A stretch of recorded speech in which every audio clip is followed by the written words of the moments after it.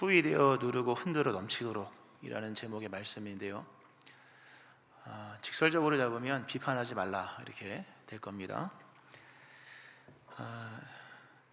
하나님의 나라에 합당한 제자들로서 바른 인간관계 가운데서 가장 기초적인 계명은 서로 사랑하라도 중요하지만 비판하지 말랍니다. 사람과 사람이 살아가는데 올바른 대인관계를 맺고 공동체 안에서 하나님의 나라가 펼쳐지고 깊이 있는 하나님의 나라가 든든히 세워지기 위해서 가장 기초적인 계명은 비판하지 말라 합니다. 물론 충만한 계명은 사랑하라겠죠. 더 적극적인 것이니까. 말라 하지 말라는 통제를 가지고 되어지는 충만은 안 되거든요. 충만은 적극성이 있어야 되니까 서로 사랑하라가 이제 충만함을 이루겠지만, 그 충만한 하나님의 나라의 그 맨 밑바닥에 뭐가 있어야 되냐면 비판하지 말라.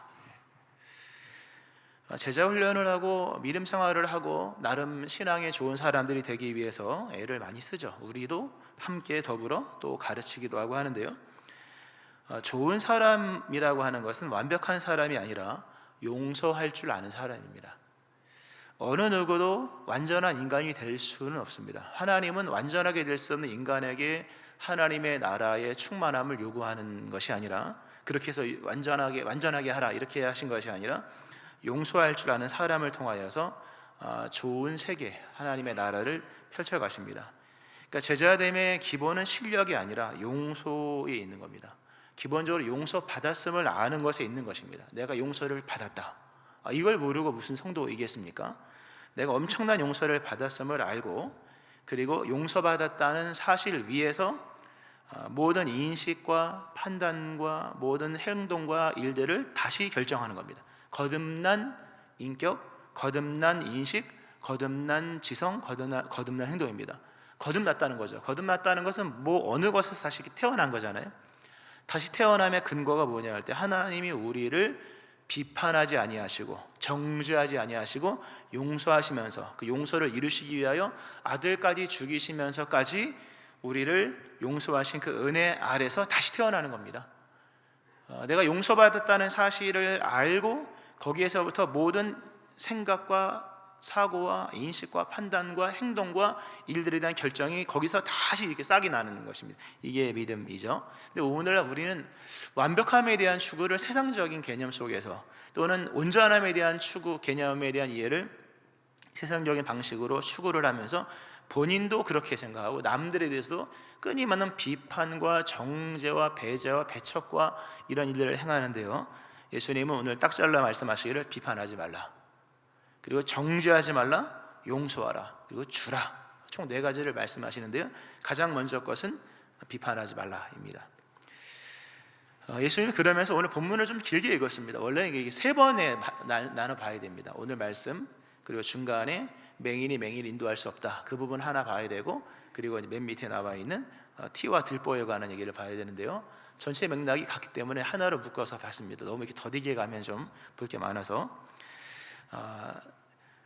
형제, 자기 눈 안에 있는, 눈 속에 있는 들보는 보지 못하면서, 깨닫지 못하면서 형제의 눈 속에 있는 티를 보고, 형제여 내가 형제 눈에 있는 티를 빼주겠습니다 라고 말하는 것은 가능하겠냐, 되지도 않는 얘기다 라는 말씀을 하십니다. 이 티라고 하는 것은 이게 여러 의미가 있습니다만 그 중에 하나가 톱밥이에요. 톱밥, 나무를 썰 때 나오는 그 부스러기, 그 톱밥입니다. 그런가 하면 들보라고 하는 것은 기둥이죠. 근데 기둥인데 이게 세로를 받치는 기둥이 아니라 가로지르는 기둥이죠. 우리가 집을 보면 세로를 받치는, 하중을 받치는 기둥도 튼튼하지만 제일 튼튼한 기둥은 가로지르는 들보입니다. 우리 교회에도 본당에 기둥이 없지 않습니까?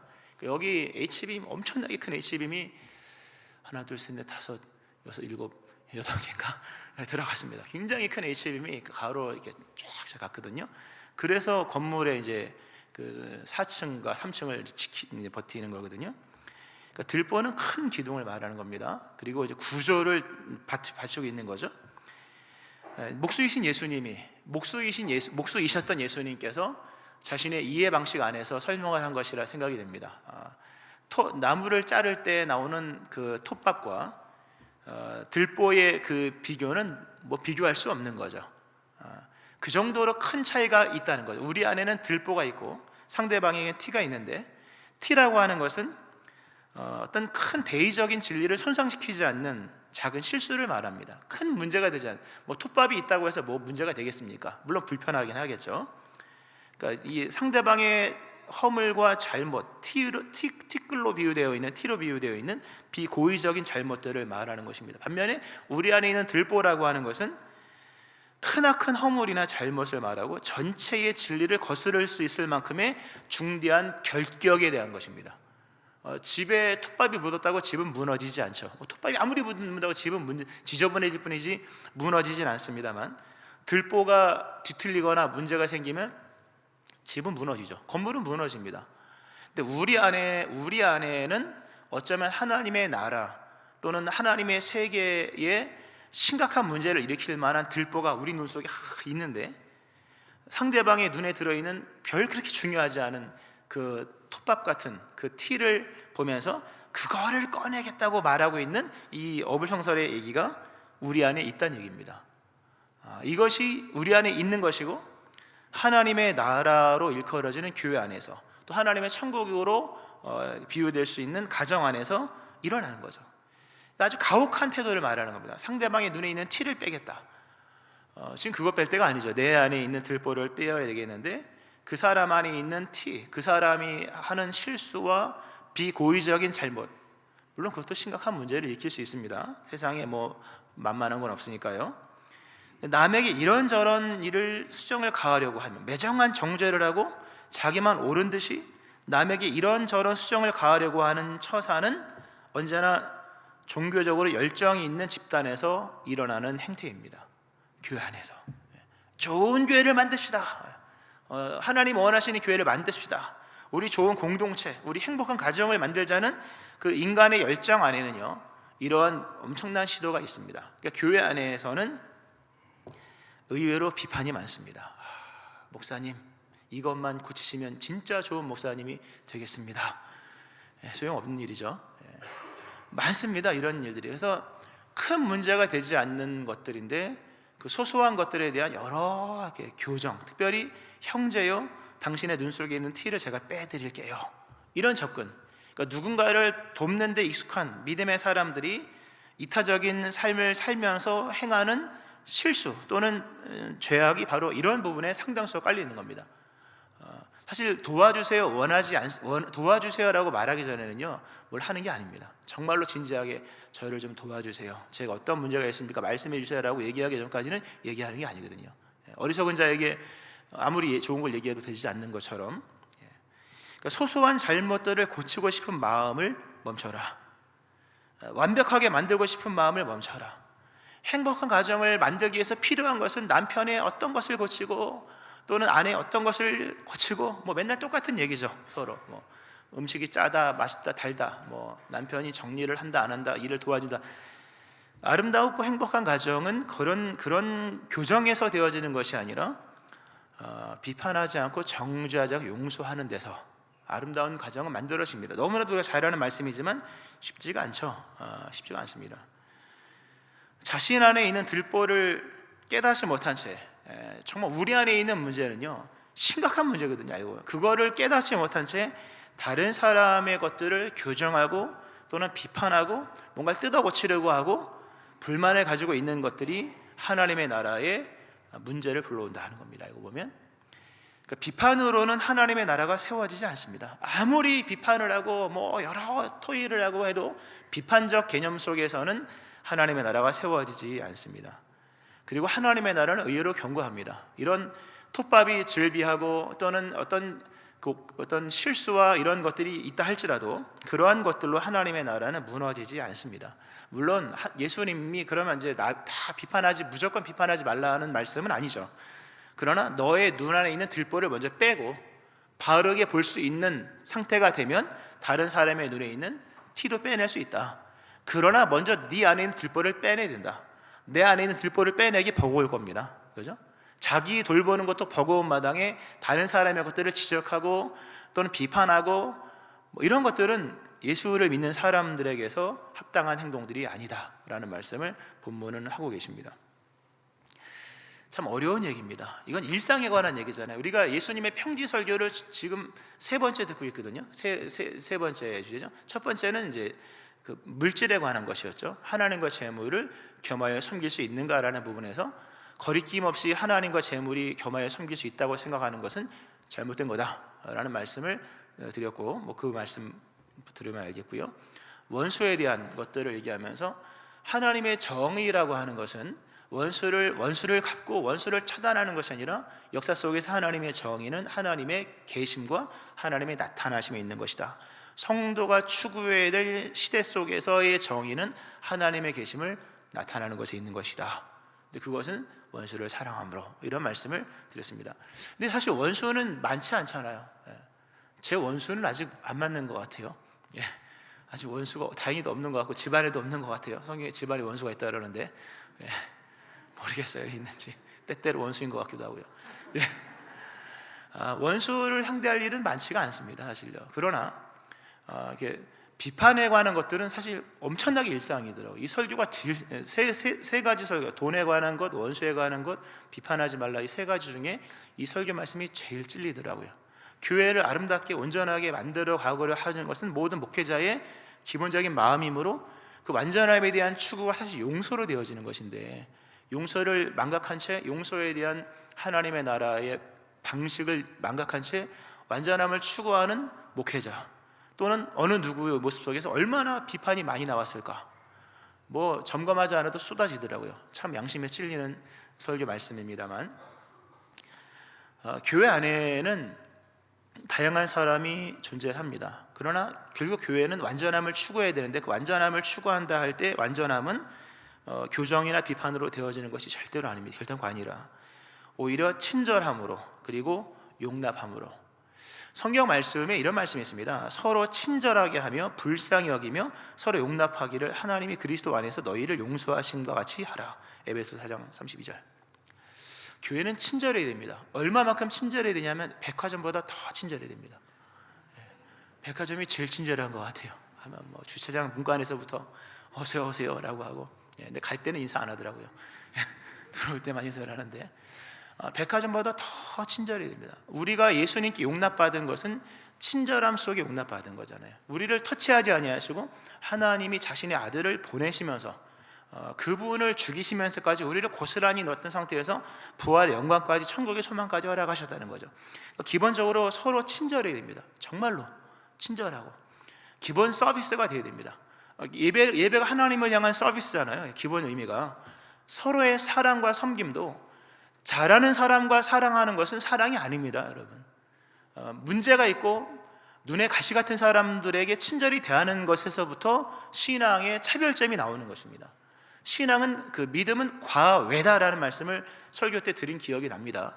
사랑하는 사람만 사랑하고 잘해주는 사람에게만 친절하고 뭔가 이득이 되는 사람에게만 친절하게 하는 건, 그건 장사죠. 정말로 친절함이라고 성경에서 말하는 친절함이라고 하는 것은 불쌍히 여기고 용서를 해주어야만 될 사람들에게 친절을 베푸는 겁니다. 우리 푸른 선선교회가 포항에 있는 모 백화점보다 더 친절한 교회가 되어지기를 바랍니다. 정말 친절하셔야 됩니다. 관심을 갖고요. 더 나아가서 골로새 3장 13절에 보면 하나님의 나라가 어떻게 이루어지는가에 대해서, 누가 누구에게 불만이 있거든 서로 용납하여 피차 용서하되 주께서 너희를 용서하신 것 같이 너희도 그리하고 이 모든 것 위에 사랑을 더하라. 이는 온전하게 매는 띠니라. 누가 누구에게 불만이 있거든, 참 현실적인 얘기입니다. 교회를 다녀봐도요, 불만이 있습니다. 저도 불만이 있고요, 누군가에게도 불만이 있겠죠. 왜 저 사람은 저럴까? 불만이 있다는 거죠. 불만이 있거든 어떡하라? 서로 용납하라는 겁니다. 불만을 뜯어 고치는 것이 아닙니다. 설령 나에게 불만이 될 수는 있을지 몰라도 하나님에게 그 사람은 불만은 없을 겁니다.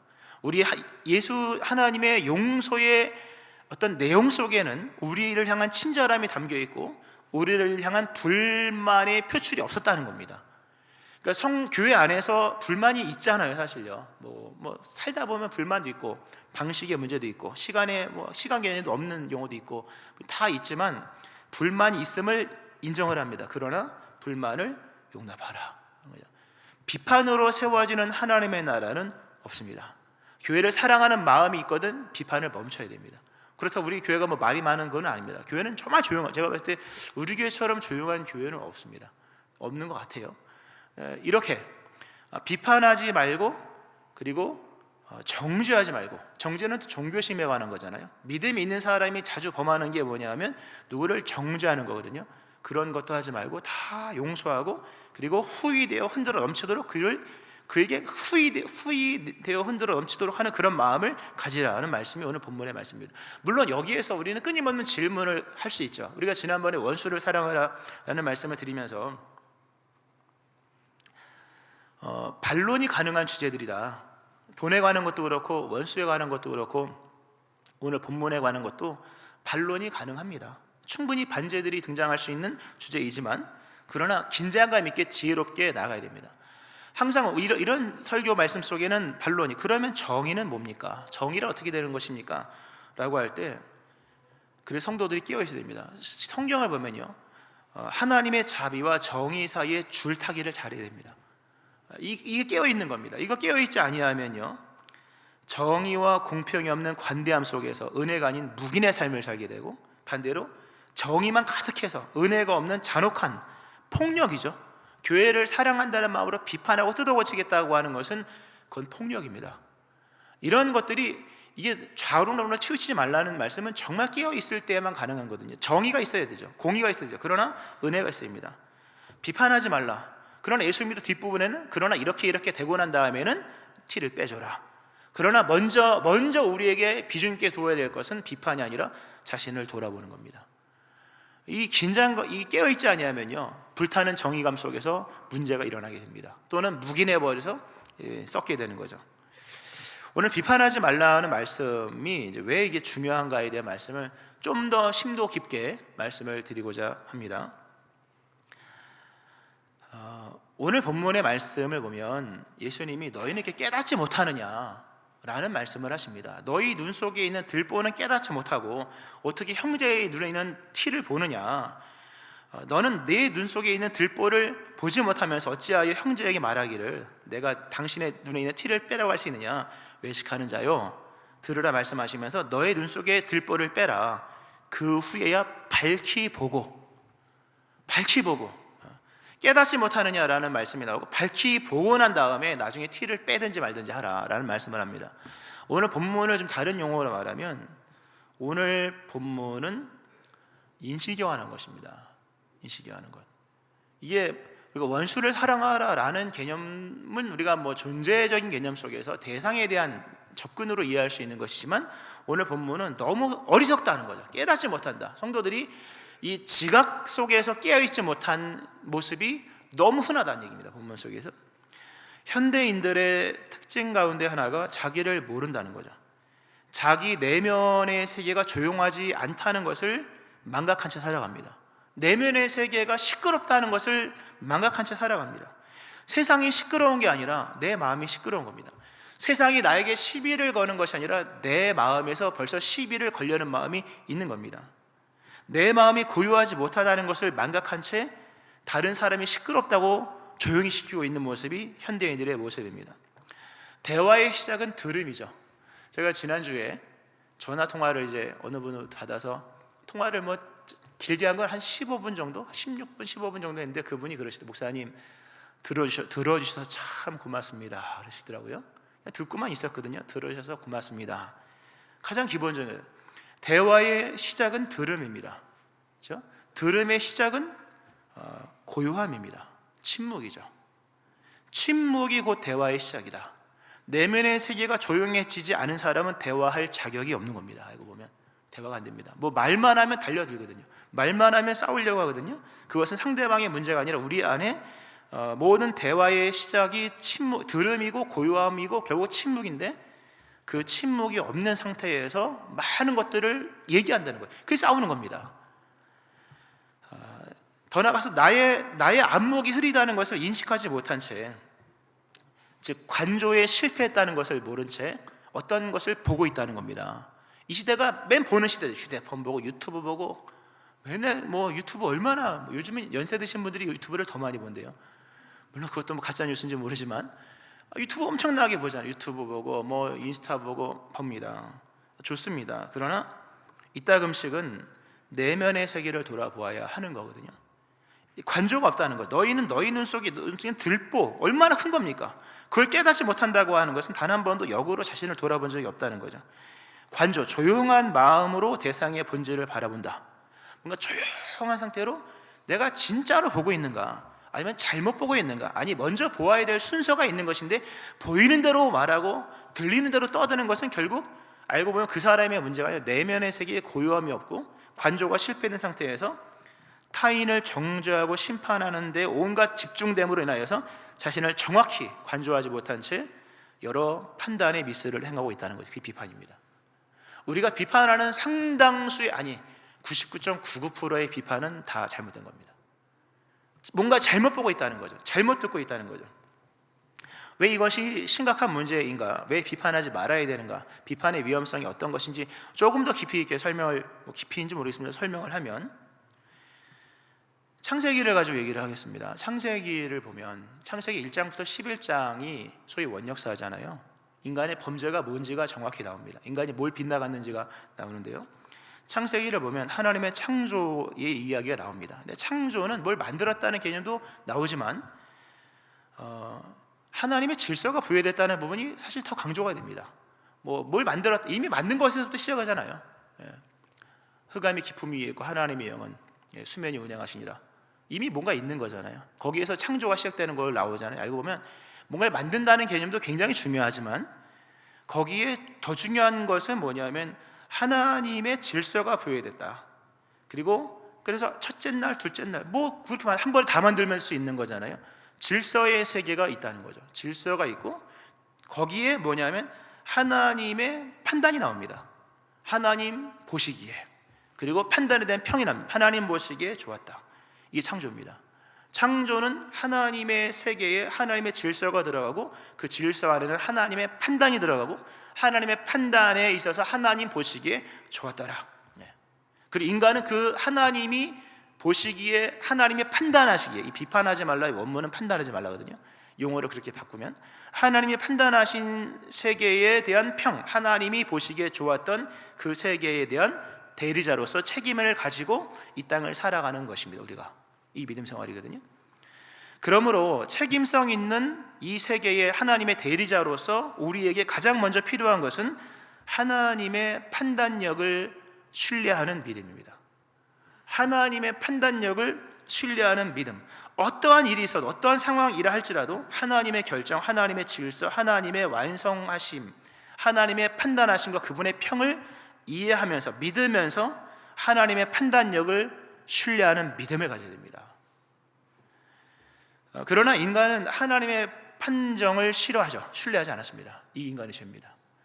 인간은 하나님의 판정, 보시기에 좋았다라는 걸 안 좋게 여기거든요. 인간은 끊임없이 하나님의 판단을 거부했습니다. 이 인간의 죄입니다. 인간의 죄는 하나님의 판단을 비판하는 데서부터 시작을 합니다. 비판을 멈추지 아니하면 죄는 단절되지 않습니다. 인간이 하나님께 지은 죄의 본성이 뭐냐? 그건 비판입니다. 인간이 하나님께 지은 죄의 본성의 실체, 그것은 하나님의 판단과 하나님의 판단력을 부정하는 것에 있는 겁니다. 즉 하나님의 판단과 하나님의 판단력을 비판하는 것이 인간의 죄의 본성의 실체다. 그러니까 죄를 지은 인간의 세계 속에 어떤 이해와 사상과 그런 전개의 근저에 뭐가 깔려 있냐면 비판이 들어왔다는 거예요, 여러분. 인간이 하나님과 원수가 되었다고 말하죠. 로마서 5장. 인간이 하나님과 무슨 원수가 됐을까? 원수는 대등의 원수죠. 뭐가 힘과 힘이 이게 균형이 있어야 원수라고 얘기할 수 있는 거지. 개미가 우리의 원수는 될 수 없는 거잖아요. 개미가 밟아버리면 끝나는 거잖아요. 하나님과 인간도 사실 존재론적 입장에서 무슨 원수가 되겠습니까마는 인간이 하나님에게 원수가 되었다는 여러 부분 중에 대표적인 것이 뭐냐면 판단력에 있어서 하나님과 원수가 되었다는 겁니다. 하나님이 판단하시고 판단에 대한 평, 보시기에 좋았다라고 말씀하시는 것을 인간이 거부한다는 거예요. 결국 인간이 하나님 앞에 힘으로서 원수가 될 수 없지만 하나님의 판단에 대해서 인간이 그것을 비판한다는 부분에서 인간은 하나님의 원수가 된 겁니다. 선악과를 따먹는 애는 죽는다. 인간이 죄를 지음으로 죽었죠. 인간이 죄를 지음으로 죽은 건 영혼만 죽은 게 아닙니다. 우리 그 영혼만 막 살리려고 하는데요, 인간의 죽음은 영적인 죽음만이 아니라 육체의 죽음도 포함되죠. 동시에 인간의 죽음 속에서 인식이 죽었다는 겁니다. 오늘 본문은 인식론입니다. 이거 존재론적 해석이 아닙니다. 인식론적인 거죠. 용어가 좀 이상합니다만 뭐 이상할 것도 없죠. 일반적인 용어니까. 하나님이 보시기에 좋았다고 말하는 것을 우리가 계속 비판을 하고 있다는 것은 인간이 죄를 지음으로 결국 인식이 죽었다는 부분을 나타내는 겁니다. 오늘 이 시대 성경에서 말해주는 끊임없는 역사의 반복입니다만 하나님의 판단력이 비판을 받고 있다는 거죠. 이게 1장부터 11장까지 계속 반복적으로 나오는 내용입니다. 하나님이 보시기에 좋았다고 말씀하시는 것을 인간이 인식적으로 계속 비판하고 나가는 것. 사실 아담과 하와 선악과를 따먹죠. 따먹어서 육체의 죽음, 영의 죽음이 찾아왔으나 진짜 죽음은 인식의 죽음이 먼저 찾아왔잖아요. 하와가 선악을 알게 하는 나무를 보고 나서 그가 보암직, 먹음직, 지혜롭게 할 만큼 탐스럽기도 한 나무인지라. 창세기 3장 5절. 그 여자가 그 나무를 본즉 먹음직도 하고 보암직도 하고 지혜롭게 할 만큼 탐스럽기도 한 나무인지라. 사망에 이르는 열매를 보고 먹고 싶다, 저게 지혜고 저걸 너무 탐스럽다, 벌써 죽은 겁니다. 선악과를 따먹기 전에 하나님의 판단에 대한 비판 자체가 인간의 인식의 죽음을 의미하는 겁니다. 이미 인간은 거기서부터 죽은 겁니다. 저거 행위 언약이기 때문에 따먹기 전까지 죄가 성립이 안 되는 거지만 인식의 접근으로 간다면 사망에 이르는 열매를 보고 보암직 먹은지 지혜롭게 할 만큼 탐스럽기도 한 나무인지라. 어떤 물질에 대한 그 과일에 대한 욕구가 아니라 하나님의 결정에 대한 완전 반론이잖아요. 인간의 죽음입니다. 인간의 죄의 본성은 비판에 있다는 사실을 깊이 깨달아야 됩니다. 아담이 그러했잖아요. 당신이 주신 여자 때문에. 그래, 본격적인 하나님에 대한 하나님의 판단을 비판하는 내용이 가인이잖아요. 가인과 아벨이 제사를 드리죠. 하나님이 선택을 하잖아요. 하나님의 판단은 하나님이 하시는 겁니다. 예배를 받을지 말지는 하나님의 판단력입니다. 그건 그분의 고유 영역입니다. 하나님은 아벨의 제사를 받으셨죠. 그러기로 결정하시고 그렇게 하기로 판단을 내리셨습니다. 근데 나중에 가인이 아벨을 돌로 쳐 죽입니다. 그게 어떤 내용일까요? 가인을 돌로 쳐 죽인 것은 실상은 하나님의 판단을 죽이고자 하는 겁니다. 하나님의 판단을 비판하는 겁니다. 당신이 결정한 판단 내가 죽일 겁니다. 당신이 내린 결정 나는 비판합니다. 하나님의 판단에 맡겨야 될 제사를 한 인간이 어떻게 하나님의 판단을 무효로 만들려고 하는지에 대한 내용, 가인과 아벨의 내용입니다. 아벨을 죽임으로 하나님의 판단을 무효로 만들려고 하는 이런 내용들이 성경에 나옵니다. 인간의 죄의 본성인 비판입니다. 홍수 위에 바벨탑도 마찬가지예요. 바벨탑 이야기도 오늘 창세기는 아니지만 비판에 대한 뿌리를 얘기하는 겁니다. 왜 비판하지 말아야 되는가에 대한 부분들, 비판이 얼마나 죄의 본성인지에 대한 말씀들. 홍수 사건 이후에 하나님께서 하신 말씀 중에 가장 은혜로운 것은 너희들이 내가 한계를 정해놨는데 한계를 넘어가는 죄를 범한다 할지라도 나는 너희들을 다시는 홍수로 심판하지 않을 거야. 소위 무지개 언약. 인간이 어떤 죄를 범해도 홍수로는 다시는 심판하지 않을 것이다. 하나님의 엄청난 자비, 홍수는 더 이상 심판의 도구로 사용하지 않을 거다. 근데 버젓이 인간은 하나님께서 허락하신 하나님의 은혜로운 판단과 결정을 신뢰하지 않은 채 바벨탑을 쌓죠. 신할 평지, 언덕 없고 높은 곳 없는, 물 쳐들어오면 피할 곳 없는 평지에서 인간이 최초로 담합하여서 만든 것은 높은 곳. 왜 높은 곳을 만들었을까? 물론 우리 이름을 내자 이런 의미가 있겠습니다만 기본적으로 홍수를 경험한 세대들이, 선조들의 후대들이 홍수로부터 위협을 막기 위하여. 근데 그것은 하나님의 은혜의 선언을 믿지 못하는, 불신하는 인간의 하나님의 판단에 대한 비판입니다. 알고 보면 여기서 중요한 게요, 인간의 비판이 멈춰지지 않습니다. 멈춰지지 않아요. 참 비판 안 하기가 어렵더라고요. 밥상머리부터 시작하여서 지나가는 자동차까지, 하여튼 완전 대통령입니다. 우리가 별걸 다 얘기를 하더라고요. 보니까 참 말도 많은데요.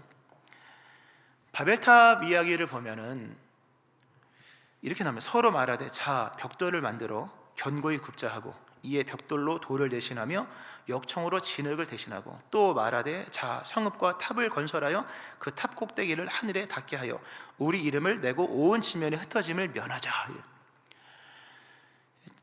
인간의 힘이 규합이 되고 인간의 기술이 발달하고 집합체가 형성이 되면 결국 어떤 것으로 작용을 하느냐라는 질문을 던진다면 인간의 힘, 인간의 기술, 인간의 모든 힘의 규합은 인간의 판단력으로 작용한다는 겁니다.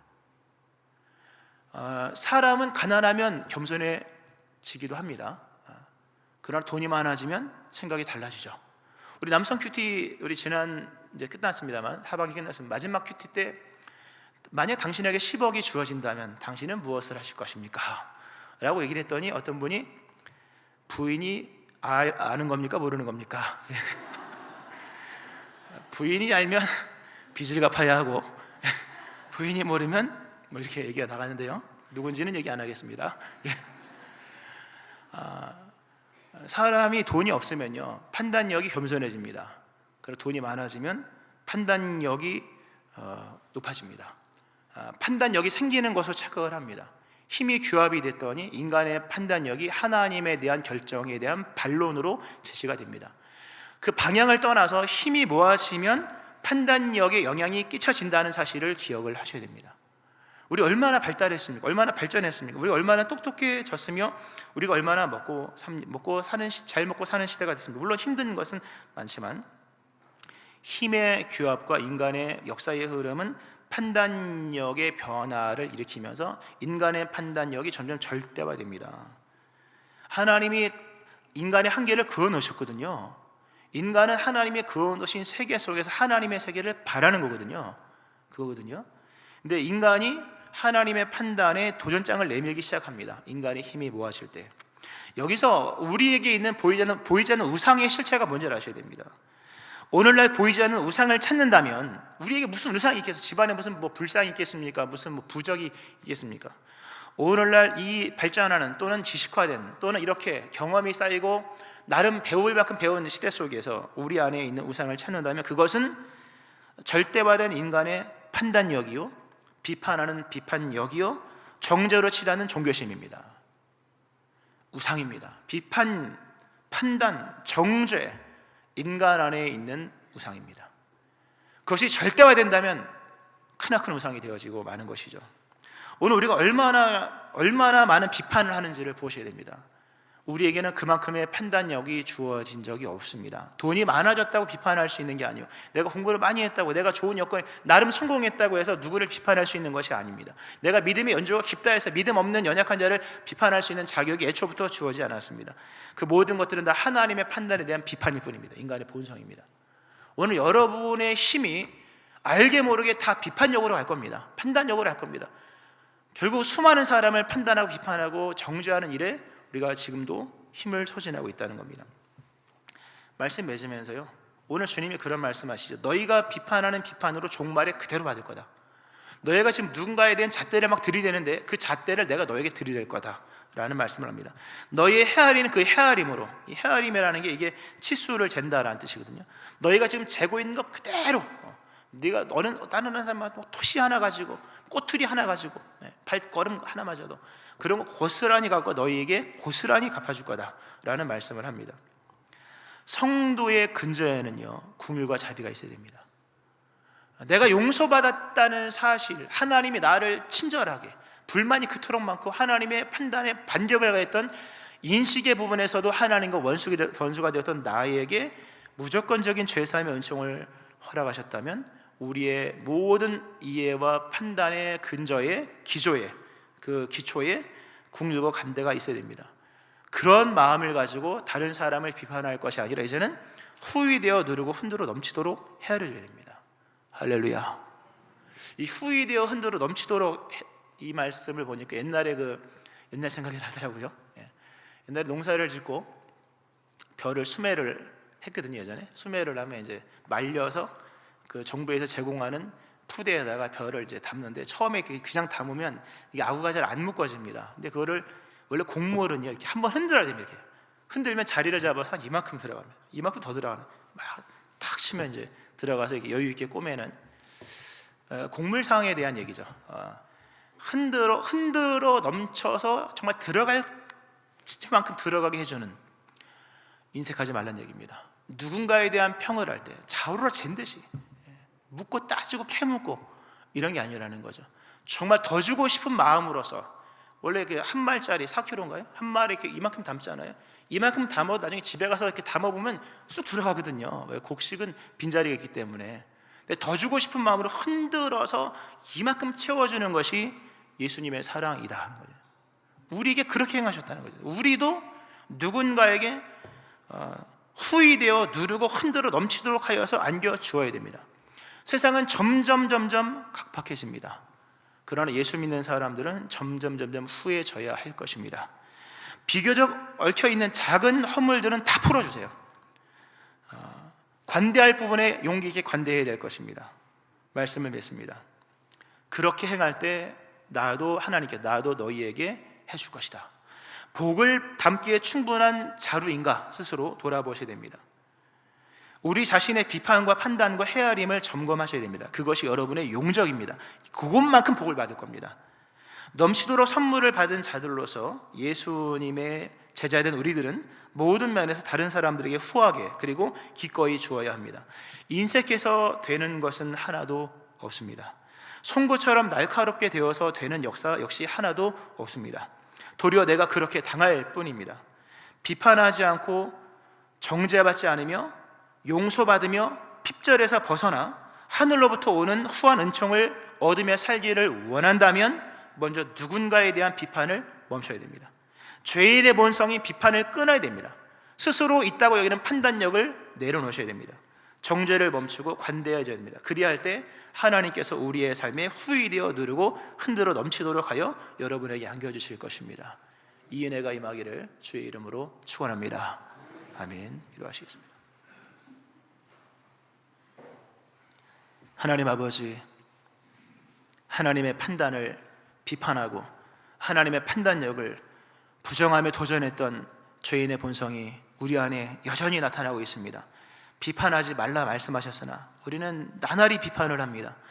비판을 멈추는 자들 되게 하여 주시고, 하나님께서 그리스도 예수 안에서 우리를 친절하게, 우리를 값없이 의롭다 칭하셨는데 우리의 신앙의 근저에 관대함과 용서받음이 있게 하여 주셔서 이제는 후이되어 누르고 흔들어 넘치도록 사람들에게 관대하며 사랑하며 용서하는 그런 믿음의 사람들이 다 되게 하여 주옵소서. 감사드리며 예수님 이름으로 기도합니다. 아멘.